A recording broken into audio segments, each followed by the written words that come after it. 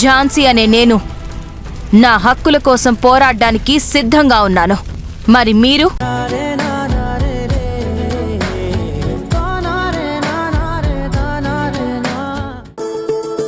ఎక్కడికి వెళ్ళావు?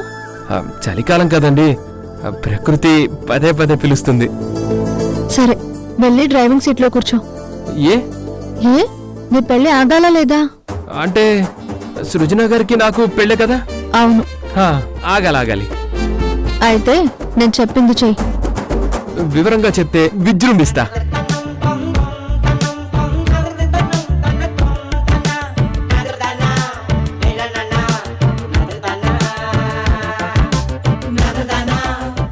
అర్థమైపోయింది మేడం. అద్భుతం చూస్తారు.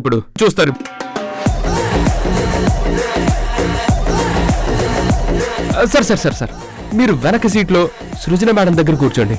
ఏ అంటే మీరు ఆదిత్య సార్ గారి మేనల్లుడు కదా, మీరు అక్కడే కూర్చోవాలి. ఏం పర్లేదు, నేను ఇక్కడే కూర్చుంటా. అర్థం చేసుకోండి సార్, మీరు మేడం పక్కన కూర్చోండి. అర్థమైంది కాబట్టే ఇక్కడ కూర్చుంటా అంటున్నాను. నేను అర్థం చేసుకోమంటుంది వేరు, మీరు అర్థం చేసుకుంది వేరు. సార్, ఈ సీటు వెనక్కి అనుకోండి, కొంచెం ముందుకు వచ్చేస్తుంది. ఇంకా రిపేర్ చేయించలేదు, ఈరోజు చేయించేస్తా. మీరు వెళ్ళి వెనక్కి కూర్చోండి. ఓ సరే.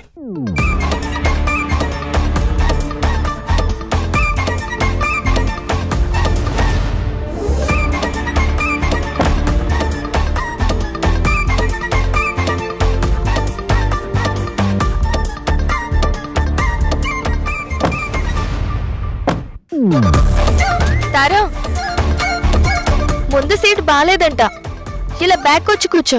అవునా? ఏది, నేను ఒకసారి చూస్తాను.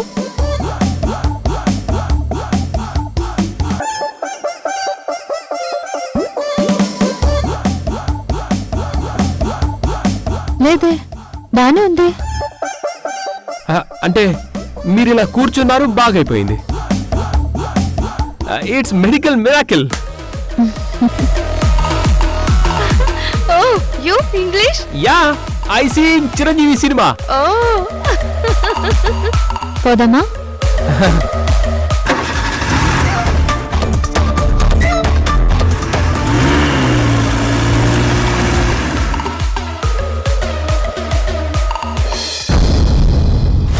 ఈ గోపిగడకంత వివరంగా చెప్పినా తలకెక్కలేదా?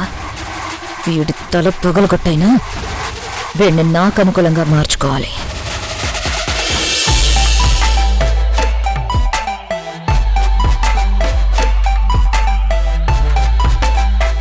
ఏంటి సార్, శ్మశానం నుంచి తిరిగి వస్తున్న వారిలా అలా డల్గా ఉంటారు? సృజన మేడంతో ఏదైనా మాట్లాడండి. ఏం మాట్లాడాలి? ఏం మాట్లాడేదేంటి సార్, చాలా మాట్లాడొచ్చు. చాలా సంవత్సరాల తర్వాత బంధం కలిసిన భావమర్దళ్ళు ఎన్ని మాట్లాడుకోవచ్చు. ఇంతకు ముందు మీరు ఎక్కడుండేవారు, ఎలా ఉండేవారు, అవన్నీ చెప్పండి. ఏదో కొత్తగా ఆడుతావేంటి గోపి, అందరికి తెలిసిందేగా. అయ్యో, జాబ్లో చేరడం కాదు సార్, అంతకుముందు అంటే మీ చిన్నతనం గురించి. అవును బావా, నేను అడగడమే మర్చిపోయాను, చెప్పు. నాకు ఊహ తెలిసినప్పటి నుంచి అన్నీ మా అమ్మే. ఈ జగతిలోనా అమ్మే కదా సర్వం, ఈ విశ్వమంతా అమ్మ ప్రేమ రూపం.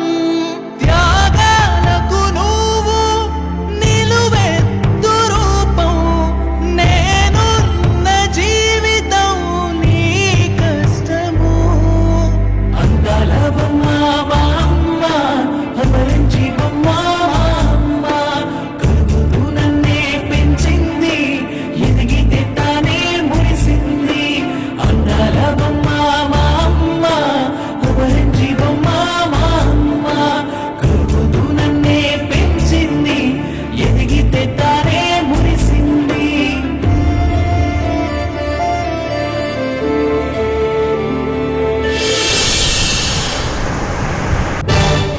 అమ్మా బాగున్నావా? బాగున్నట్టు ఉంది, బాలేనట్టు ఉంది. ఆ, మళ్ళీ ఏదైనా వేషం వేయమంటారా? ఇంతకు ముందు వేసిన వేషం సరిపోతుంది. నీతో నాకు ఇంక పని లేదు.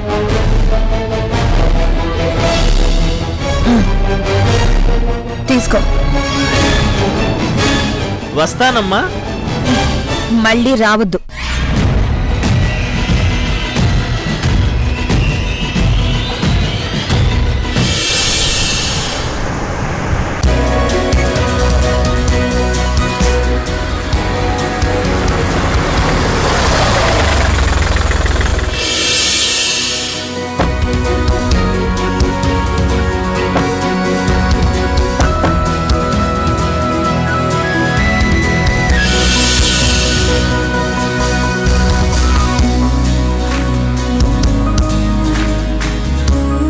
Good morning, all of you. Good morning, madam. I have a special announcement for you. ఇంతకాలం మన మధ్య సామాన్యుడిగా ఉన్న ఈ శ్రీకర్ మా బావ.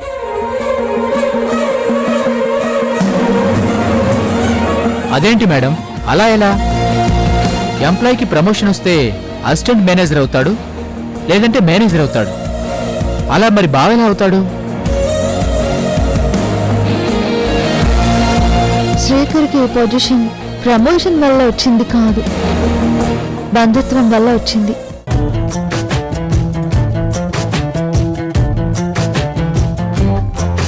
అవును, శ్రీకర్ మా మేనత్త సరస్వతి గారి కొడుకు. మీ నానత్త కొడుకు సరస్వతి గారి కొడుకు అయితే మన ఆఫీస్లో సాధారణ ఎంప్లాయీగా ఎందుకు పనిచేస్తున్నాడు?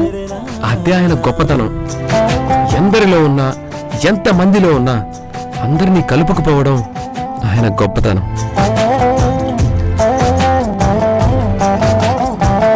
ఇదంతా మీ secret mission madam? Nothing like that. తనే మా బావని మాకు కూడా ఈ మధ్యనే తెలిసింది. Nothing more than that. Please get back to your work. బావా, ప్లీజ్ కమ్ విత్ మీ.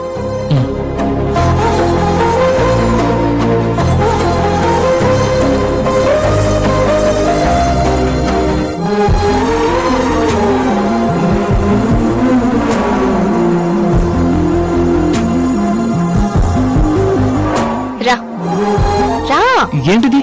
కూర్చో కూర్చో. ఈ రోజు నుంచి నీ ప్లేస్ ఇదే. ఏంటిది? ఈ రోజు నుంచి you are the general manager of our company. Srujana, నీకు ఆల్రెడీ చెప్పాను, మళ్ళీ చెప్తున్నాను. నాకు బంధుత్వం నుంచి వచ్చిన బంధం చాలు, ఇవేవి వద్దు. అది కాదు బావా. సృజన, ఇక్కడ కూర్చుంటే అడ్మినిస్ట్రేషన్ మాత్రమే చూడగలను, గ్రౌండ్ లెవెల్లో ఇన్వాల్వ్ అవ్వలేను. అదే అక్కడ కూర్చుంటే కొలీగ్స్తో గ్రౌండ్ లెవెల్లో ఇంటరాక్ట్ అవుతూ వర్క్ స్పీడప్ చేయగలను. అండ్ నా పర్సనల్ ఒపీనియన్ ఏంటంటే, బాస్ ఇలా ఎంప్లాయీస్కి దూరంగా ఉంటే వాళ్ళు రిలాక్స్ అయిపోతారు. మనం కనిపించినప్పుడు మాత్రమే అటెంటివ్ అయి వర్క్ చేస్తున్నట్లు నటిస్తారు. అదే వాళ్లతో ఉంటే ప్రమోషన్స్ కోసమో శాలరీ ఇంక్రిమెంట్ కోసమో సిన్సియర్గా పనిచేస్తారు. సో నువ్వు వినరా? రా కూర్చో. సో నువ్వు ఇక్కడ ఉండి అడ్మినిస్ట్రేషన్ చూసుకో, నేను అక్కడ ఉండి వర్క్ ఫ్లో చూస్తాను.